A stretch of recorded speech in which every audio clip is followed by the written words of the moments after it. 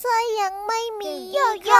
แนะนำให้เป็นหนูสนเปล่าถ้าเธออยากได้ม้าที่ดีก็ต้องมีม้าเป็นเราแน่นอนถ้าเธอยังไม่มีเยื่อใย